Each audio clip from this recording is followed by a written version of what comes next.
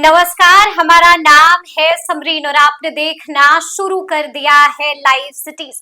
देखिए, आपको याद होगा कि कुछ वक्त पहले जन सुराज के सूत्रधार प्रशांत किशोर ने एक गुप्त बैठक की थी, सीक्रेट मीटिंग की थी। आपको बता दें, एक सीक्रेट मीटिंग प्रशांत किशोर ने राजपूत और भूमियार समाज के लोगों के साथ की थी, जिसके बाद से कई तरह के सवाल उठ रहे थे। बड़ा सवाल गुरु यही बना हुआ था कि क्या इस बार भूमियार और राजपूत मिलकर कोई बड़ा खेल तो नहीं कर देंगे। तो आज हम इसी मुद्दे पर सीधी बातचीत करेंगे। तो एक बार फिर से इस मुद्दे पर सीधी बातचीत करने के लिए हमारे साथ सीनियर जर्नलिस्ट ज्ञानेश्वर जी हैं। ज्ञानेश्वर जी, हम आपसे जानना चाहेंगे, आपको क्या लगता है, आपका आकलन क्या कहता है, क्या वाकई में इस बार राजपूतों का, भूमियारों का मन तो नहीं ना डोल रहा है? देखिए समरीन जी, आप जिस सीक्रेट मीटिंग की बात कर रहे हैं वह बैठक गया जिले में हुई थी और बिहार में 4 विधानसभा क्षेत्रों में उपचुनाव हो रहे हैं। रामगढ़ में, तरारी में, बेलागंज में और इमामगंज में। तो देखिए, राजपूतों की बात जब हम करते हैं तो रामगढ़ में सबसे अधिक बात हो रही है। देखिए, तरारी में इसलिए बात हो रही है कि प्रशांत किशोर ने टिकट दे दिया है। बेलागंज और इमामगंज में राजपूत इतने नहीं हैं कि वह बहुत प्रभाव डाल सके, लेकिन हाँ भूमियार। तो देखिए, भूमियारों की जब बात होती है तो पहले भूमियार जाति के नेचर और सिग्नेचर को समझिए, इतिहास को समझिए। भूमियार जाति के बारे में बिहार के लोग क्या कहते हैं? दबंग है, हेकड़ी दिखाते हैं और जिधर चलते हैं उनके साथ कई लोग जुड़ जाते हैं या फिर उनसे कई लोग दूर भाग जाते हैं। बिल्कुल जी। तो देखिए, सच्चाई ये है कि 1990 के पहले इनकी हेकड़ी और दबंगई ज्यादा थी। आज भी मगध वाले इलाके में इनकी दबंगई है, लेकिन इनकी दबंगई को यादवों ने चुनौती दी है। अच्छा, यादवों ने चुनौती दी है जी। जब लालू यादव शासन में आए तो यादवों की शक्ति बढ़ी और भूमियारों की शक्ति घटी, ठीक है ना। तो रामगढ़ में भूमियार बहुत बड़े फैक्टर नहीं है। देखिए, अब तरारी की बात कीजिएगा तो तरारी में भूमियार मतों का ध्रुवीकरण करीब करीब स्पष्ट है। वह सुनील पांडे के बेटे विशाल प्रशांत के साथ है और वहां माले से लड़ाई है। देखिए, वहां जगह बनाने की कोशिश कर रहे हैं प्रशांत किशोर। कहते हैं, देखिए, इतने सारे भूमियारों में, 65,000 भूमियारों में सुनील पांडे को और भाजपा को क्या सिर्फ सुनील पांडे का बेटा ही मिला? उनके उम्मीदवार राजपूत हैं, किरण देवी। लेकिन देखिए, जो असली लड़ाई, भूमियारों की लड़ाई, जिसके कारण प्रशांत किशोर ने सीक्रेट मीटिंग की, वो लड़ाई बेलागंज में फंसी हुई है। बेलागंज में लड़ाई, बेलागंज में फंसी हुई है और बेलागंज में त्रिकोणीय लड़ाई है, मजबूत लड़ाई है। देखिए, सुरेंद्र यादव के बेटे डॉक्टर विश्वनाथ यादव जो आरजेडी के कैंडिडेट हैं, इंडिया ब्लॉक के कैंडिडेट कहिए, फिर देखिए मनोरमा देवी एनडीए के कैंडिडेट, 2 यादवों की लड़ाई है और इनके बीच मोहम्मद अमजद है, जनसुराज मतलब प्रशांत किशोर की उम्मीदवार। अब देखिए, भूमियारों को लेकर वहां चर्चा क्यों अधिक हो गई? जब आप गई थी तो वहां मुसलमान जो थे वह मोहम्मद अमजद से ही नाराज दिख रहे थे। लेकिन अब जो नाराजगी है वह खत्म हुई है। लेकिन इसका आशय ये बिल्कुल नहीं है कि आरजेडी से सारे मुसलमान भाग गए, ठीक है ना। सुरेंद्र यादव अपने आप में एक शक्ति है, पहचान है, ठीक है ना। तो सुरेंद्र यादव का प्रभाव और सुरेंद्र यादव की पहुंच, देखिए, अधिक और कम का अंतर हो सकता है। तो मुसलमान का मत जो है, यदि हम यह भी मान लें कि सबसे अधिक मोहम्मद अमजद को प्राप्त हो रहा है, तो फिर देखिए, आप यह नहीं कह सकती है कि विश्वनाथ को नहीं मिल रहा है। विश्वनाथ भी बिल्कुल करीब करीब ही होंगे और ऐसा भी नहीं है कि मनोरमा देवी को कुछ भी नहीं मिलेगा। बिल्कुल बिल्कुल जी। तो जब यह त्रिस्तरीय विभाजन है, त्रिकोणीय विभाजन है, तो भूमियार मतों की बात शुरू हुई और प्रशांत किशोर मुसलमानों को यह समझा रहे हैं कि अकेले तुम तो कुछ कर नहीं सकते, तुम्हें उनके साथ दोस्ती करनी होगी। और देखिए, मुसलमान भी यह देख रहे हैं कि क्या मेरे साथ कोई और जाति चलने को तैयार है, बिल्कुल चढ़ने को तैयार है। तो यदि भूमियार चलने और चढ़ने को तैयार हो जाते हैं तो मुसलमानों की गुलबंदी और अधिक बढ़ जाएगी। ठीक है ना। तो सुरेंद्र यादव की अपनी पहचान और मनोरमा देवी, रॉकी यादव, देखिए रॉकी यादव अपने पिता की लड़ाई का बदला सुरेंद्र यादव से लेना चाहते हैं। ठीक है, जी जी, ठीक है। बिल्कुल साफ साफ कहा है कि छल हुआ है, साफ साफ की बात हो रही है। जी, तो देखिए भूमियार वहां दबंग है, हाँ ठीक है। लेकिन इस बात को समझिए कि वहां ऐसा नहीं है, भूमियार यादव भले आपस में एक दूसरे को नहीं पसंद करते हो, लेकिन सुरेंद्र यादव के पास भी भूमियार हैं। और यदि आप भूमियार मतों के ट्रेंड को देखिएगा तो भूमियार मत क्या रहे, या आप बिहार के ही ट्रेंड को समझिए। बिहार की राजनीति के फिनोमिना है लालू यादव, बिल्कुल है। तो वोटों की गोलबंदी कैसे होती है, लालू यादव के पक्ष में या लालू यादव के खिलाफ। हाँ, हाँ। तो देखिए लालू यादव के पक्ष में भूमियार कम खड़े होते हैं, जी, नहीं के बराबर खड़े, उनका भाषण भी काफी वायरल हाँ, नहीं के बराबर खड़े होते हैं। ठीक है ना। तो लोग भूरा बाल की बात करने लगते हैं, हाँ उन्होंने कहा था नहीं कहा था, यह बहस का विषय है। देखिए एमएलसी के चुनाव में कई विधान पार्षद बन गए आरजेडी से, तो एमएलसी का चुनाव दूसरा चुनाव होता है और एमएलए का चुनाव दूसरा चुनाव होता है। तो देखिए जब भूमियार उनके साथ खड़े नहीं होते हैं तो किनके साथ खड़े होते हैं, नीतीश कुमार के साथ, जबकि नीतीश कुमार भूमियार नहीं है। हाँ, तो भूमियारों ने यह देखा कि हमें लालू यादव से लड़ना है तो हमें किसके साथ चलना है, एक विकल्प तो चाहिए। हाँ, एक विकल्प चाहिए। बीजेपी के साथ खड़े होते हैं जब जो तरारी में दिखाई पड़ रहा है, तो भूमियारों का मत स्वाभाविक तौर पर अधिक मनोरमा देवी के पक्ष में होना चाहिए।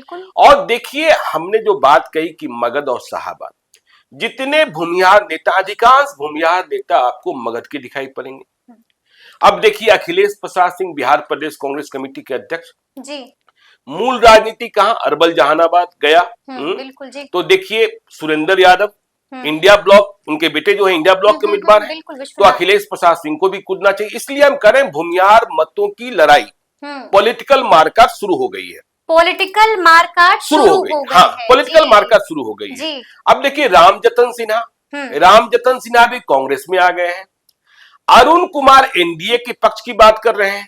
ठीक है, अरुण कुमार एनडीए के पक्ष की बात कर रहे हैं, तो इसका मतलब मनोरमा देवी के पक्ष की बात कर रहे हैं। बिल्कुल जी। और देखिए अब हम क्यों कह रहे हैं कि देखिए आपने कहा प्रशांत किशोर ने मीटिंग की, इस मीटिंग के बाद उस मीटिंग में काफी रौद्र रूप से प्रशांत किशोर बोले थे, यह बात सही है, जिसने भूमियारों के भीतर के जमीर को जगाने की उन्होंने कोशिश की थी कि आप कहां फंसे हो, आप क्यों गुलाम बने हो। ठीक है ना। जी। इसके बाद सभी लोगों के कान खड़े हो गए। अब देखिए वहां एनडीए से तमाम नेता पहुंचना शुरू हो गए हैं। देखिए नीरज कुमार पहुंच गए, विजय कुमार चौधरी पहुंच रहे हैं या पहुंच गए हैं, ललन सिंह पहुंच रहे हैं। तो ये तमाम नेता वहां कैंप करेंगे। अब देखिए इन नेताओं में भूमियार के नेताओं की बात करेंगे तो जगदीश शर्मा एक बहुत बड़े फैक्टर होते हैं मगध की राजनीति में। आपको जहानाबाद लोकसभा चुनाव याद होगा, जेडीयू में रहते हुए जगदीश शर्मा और उनके बेटे चुनाव प्रचार को नहीं गए थे चंद्रेश्वर प्रसाद चंद्रवंशी के पक्ष में, और इसका प्रभाव भी दिखा था। तो स्वाभाविक तौर पर भूमियार जो है एनडीए के पक्ष में, लेकिन प्रशांत किशोर की जो एंट्री है, पॉलिटिकल एंट्री है, और जिस तरीके से यह कहा गया, देखिए हम फिर से कह रहे हैं कि प्रशांत किशोर को सवर्णों का नेता बनाने में आरजेडी की सबसे बड़ी भूमिका है। जगदानंद सिंह, हाँ प्रशांत किशोर नहीं, प्रशांत किशोर पांडे, हाँ प्रशांत किशोर पांडे बोलिए। और फिर उनके बारे में उन्होंने जो कहा, इसका खामियाजा देखिए, अब जीतेंगे हारेंगे मुझे नहीं पता, और किस स्थान पर रहेंगे मुझे यह नहीं पता। यह बात रामगढ़ में भी चल रही है कि भाई यदि राजपूत इनके साथ है, अजीत सिंह के साथ है, अशोक सिंह के साथ है, कुशवाहा सुशील कुशवाहा के साथ हो रहे हैं, यादव सतीश यादव के साथ हो रहे हैं, तो हमारा नेता जब प्रशांत किशोर नहीं, प्रशांत किशोर पांडे, तो क्यों नहीं उनके साथ? बिल्कुल क्यों नहीं जाए उनके साथ। तो देखिए कोरमत्थु एक गांव है बेलागंज में जी, बड़ा ही मजबूत गांव है, और जब नक्सलियों के खिलाफ लड़ाई हुई, समझे न, तो रणवीर सिन्हा यहीं से कंट्रोल होता था, मतलब यहीं से रणवीर सिन्हा का पूरा ऑपरेशन, चुन्नू शर्मा इसी गांव का। तो यहाँ ललन सिंह भी पहुंच रहे हैं, अशोक चौधरी भी जा चुके हैं। जी देखिए अशोक चौधरी ने तो पूरी ताकत लगा रखी है। बेलागंज का चुनाव जेडीयू के लिए अशोक चौधरी का चुनाव, और अशोक चौधरी को लेकर जो नाराजगी थी वो नाराजगी दूर की जा चुकी है। बिल्कुल। देखिए अशोक चौधरी को आप बहुत भूमियार विरोधी देखिए किसी एक बात को लेकर, अरे अशोक चौधरी ने तो अपनी बेटी जो सांसद बन गई सांभवी चौधरी की शादी सायन कुणाल के साथ की, जो बिहार में भूमियार समाज के जो अभिभावक माने जाते हैं किशोर कुणाल उनके बेटे के साथ। तो अब देखिए कोरमत्थू गांव है, वहां ललन सिंह भी पहुंच रहे हैं। और वहीं देखिए प्रशांत किशोर किसी भी चुनौती को स्वीकार करने के लिए तैयार है।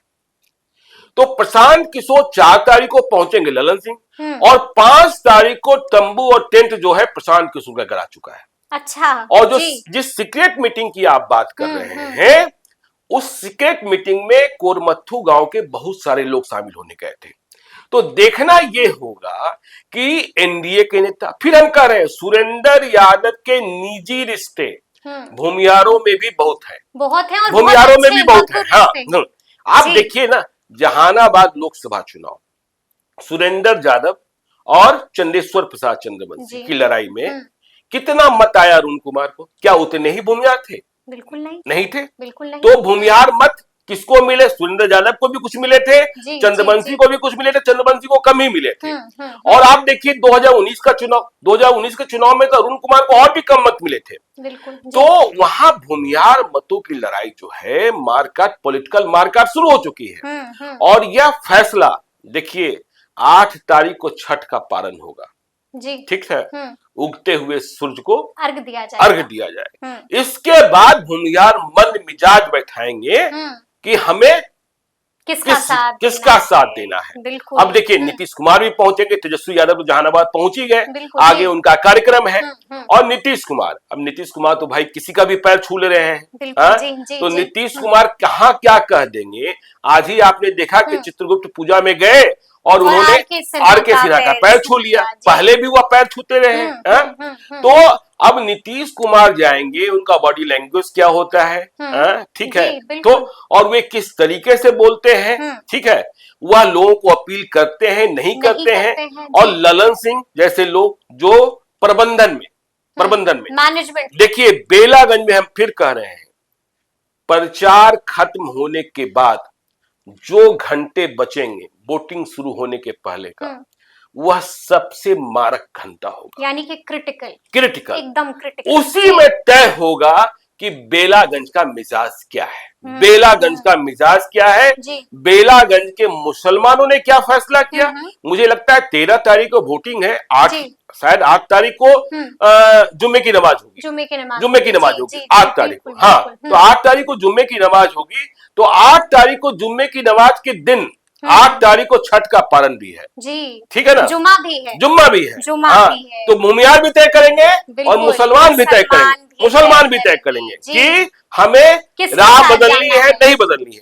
तो अभी 1, 2, 3 की लड़ाई चल रही। कल भी हमने कहा था कोई यह मानने को तैयार नहीं है, हम तीसरे नंबर पे हम दूसरे नंबर पर यह भी मानने को तैयार नहीं। और या तो आप भी मान रही हैं कि नंबर 1 और नंबर 2 बदल रहा है, बिल्कुल बदल रहा है। और नंबर 3 वाला भी कभी नंबर 2 पहुंच रहा है, कभी 1 पहुंच रहा है, कभी 2 पहुंच रहा है, कभी 3 पहुंच रहा है। तो ये कंफ्यूजन की स्थिति है, ठीक है ना। देखिए तरारी में ये स्थिति नहीं है, तरारी में नंबर 1 नंबर 2 स्पष्ट है। हाँ, लेकिन नंबर 1 नंबर 2 की लड़ाई में नंबर 1 कौन हो जाएगा और नंबर 2 कौन रहेगा, उसमें जन सुराज की भूमिका है। बिल्कुल है। यदि जन सुराज के पक्ष में अधिक वोट लामबंद हुए, क्योंकि देखिए हमें कोई आंधी नहीं दिखती है तरारी में, आंधी नहीं दिखती है, बिल्कुल नहीं। इमामगंज और बेलागंज में जन सुराज का शोर है, लेकिन शोर क्या जलजले में बदलेगा। हाँ, तो इसलिए 8 तारीख जो छठ का पारण है, जुम्मे का नमाज है। और देखिए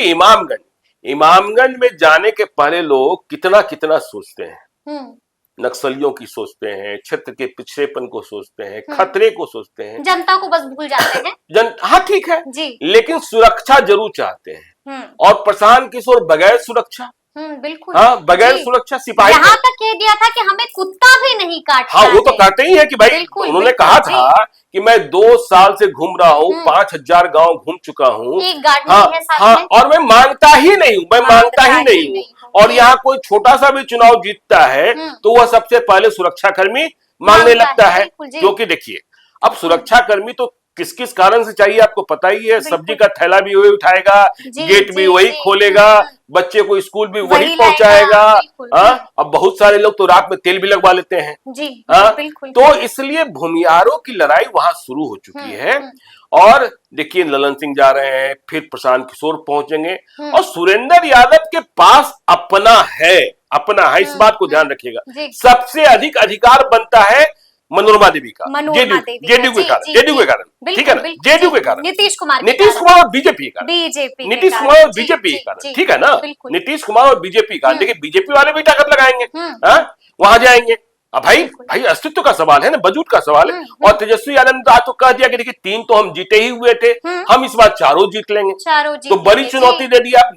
देखिए, प्रशांत किशोर तो कहीं रहे, नीतीश कुमार इस चुनौती का जवाब कैसे देते हैं, यह देखने की बात, ये देखने वाली बात होगी। यानी कि जो हम लगातार कह रहे हैं कि बेलागंज की लड़ाई वाकई में काफी दिलचस्प बनी हुई है। तो देखना होगा कि आगे आगे क्या कुछ होता है, कौन खेल करता है और किसके साथ खेला हो जाता है, ये भी आने वाला वक्त ही बताएगा। तो फिर ये पूरी बातचीत आपको कैसी लगी है, कमेंट करके हमें जरूर बताइएगा। तो ऐसे तमाम अपडेट्स के लिए बिल्कुल ऐसे ही हमारे साथ बने रहिएगा और देखते रहिएगा लाइव सिटीज। बहुत शुक्रिया।